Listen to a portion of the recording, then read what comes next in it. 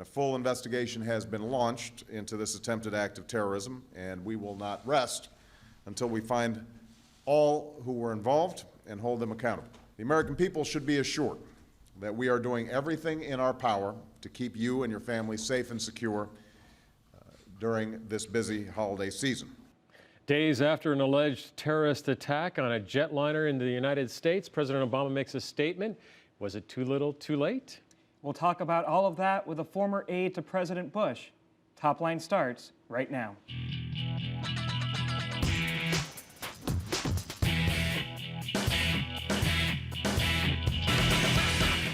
And welcome to ABC News' Top Line. I'm David Curley. And I'm Teddy Davis. And every day we try to bring you up to date on the latest in politics here in Washington. And it's been kind of a quiet week, Ted, but we got some stuff to talk about. We sure do. Safe and secure. President Obama's statement on the Christmas bomber 3 days after the incident took place over the skies above Detroit has Republicans saying, does the Obama administration really take terrorism seriously? The Obama White House is coming back and saying that no drama, low-key approach is how the guy got elected. And this was a calculated effort, they say, but they are getting bashed quite a bit by the other side. We'll be talking about that and a couple of other top lines. Mine today is, who is heading the TSA? A senator is holding up the nomination of a new TSA administrator because he's worried that the TSA might unionize. What does that mean for our safety, us who actually have to get on planes and fly? Once again, Republicans slightly vulnerable as well as the Democrats. Yeah, I definitely think you're going to see Democrats really honing in on this issue as a way of pushing back, trying to put the Republicans a little bit on the defensive, saying, hey, this guy deserves at least an up or down vote. Fundraising flap. Congressman Pete Hoekstra, running for governor of Michigan, is now being bashed by his Republican rival, businessman Snyder, who is saying that Hoekstra is manipulating this entire Christmas bomber incident by sending out a fundraising solicitation. The Hoekstra camp is shooting back, though, and saying, hey, look, this guy's constituents expect him to be speaking out on these issues. He's not only a candidate for governor of Michigan, he's also the top Republican on the Intelligence Committee. And he's been outspoken, very outspoken from the very beginning about this incident. But now he gets dragged into some of the political fallout from it as well. And our final top line for today, Palin paternity problem. Turns out that Bristol Palin is seeking sole custody of her child with Levi Johnston, and this has become public now. In fact, a judge decided to release the details because Levi Johnston opposed it from being private. Why do we care about this? Because this is what Levi Johnston had to say in an affidavit. I do not feel protected against Sarah Palin in a closed proceeding. So here we are once again talking about a potential Republican nominee. Yeah, it was not that long ago that Palin was telling Oprah how nice it would be to have Levi around the Thanksgiving table. Don't think it's going to happen. Don't think it's going to happen for New Year's Eve either.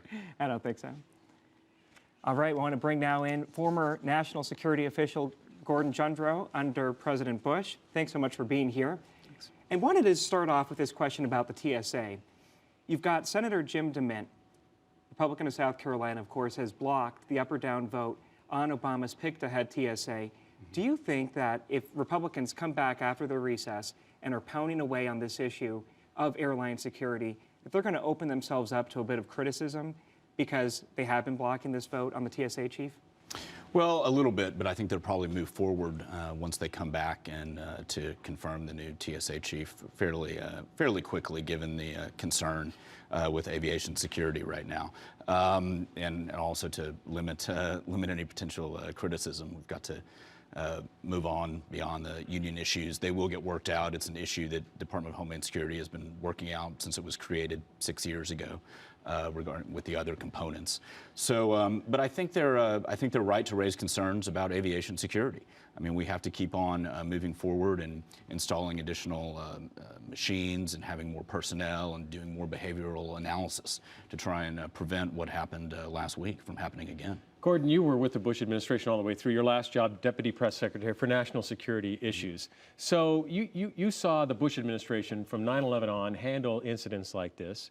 This is the first major incident we've had in the Obama administration.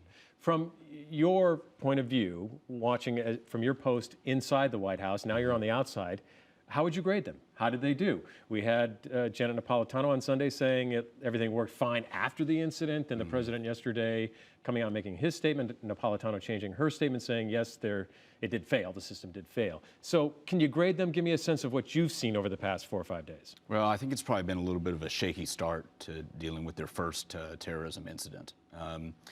One, I think the American people are used to seeing President Obama on television a lot, talking about a variety of issues, so I think it's a little surprising that it took him 3 days to come out. But they said they didn't want him out there every time somebody does something because it just initiated.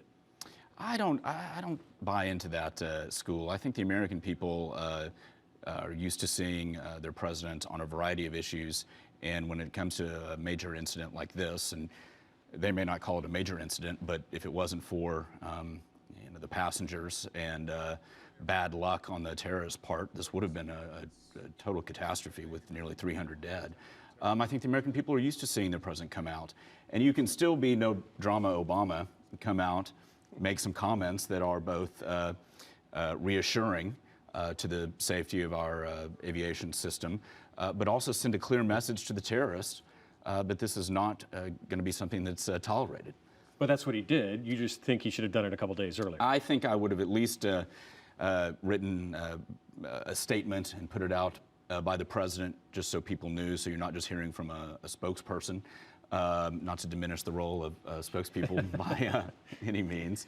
And then also, I think Secretary Napolitano's statement on Sunday that the system worked, I mean, it's unfortunate that she said it. I hope she didn't mean that. I mean, I think the system only worked if the system includes, a Dutchman on every flight that's going to tackle a potential terrorist.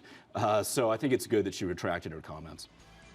And just taking a look for just a moment at the broader international scene, given the Christmas bombers' ties to Yemen, do you think this incident might raise new questions about the wisdom of going deeper in Afghanistan rather than pursuing a multinational counterterrorism strategy that doesn't tie up a lot of military resources in one country like Afghanistan? Yeah, there's a reason why the Bush administration called this the global war on terror. It is a global war on terror, and you have to take the fight all over the world. So President Obama was exactly right yesterday saying whether it's Afghanistan, Pakistan, Somalia, or Yemen, we'll go after him. I mean, it was the right message yesterday. I'm sorry he didn't deliver it a couple of days earlier. But we have to keep the pressure on in the Pakistan and Afghanistan border region, and we're going to have to probably ramp up our cooperation with the Yemeni authorities as well. It really raises some concerns about sending Yemenis from Guantanamo Bay back to Yemen. I think there are reports that a couple of them are actually part of the group that supposedly is taking credit for this. Right, exactly. And over the years, hundreds of people have been released from Guantanamo Bay after a threat assessment was done on them. And there's been varying percentages of recidivism, anywhere from 4 to I think 6%. So you're not a supporter of the way the administration has changed the way it's dealing with detainees? No, I think that they are right to continue to assess whether someone poses a threat or not. But they need to be very careful about which countries they repatriate them to. Very quickly before we go, I just want to get a bigger picture. Some Republicans have criticized the administration, the current administration, as being, seeing this as a police action, not a war on terrorism, as you stated. But others say that the Obama doctrine has been very much like the Bush doctrine. From somebody who was inside the Bush White House and has seen this now, where do you paint it? Well, I think there are a lot of similarities. Sending additional troops into Afghanistan is something President Bush had started doing a couple of years ago. The situation on the ground changed, so President Obama's had to send more. I think once they got into office, once President Obama became president, they realized that the nature of the threat was just global, and the threat level was extremely high around the world, that the terrorists remain at war with us, and that they were going to have to deal with it in a way similar to the Bush administration. Gordon Johndroe, thanks very much for coming in. Appreciate it. It's nice to see you. I haven't seen you for a while. Nice to see you. Thank you.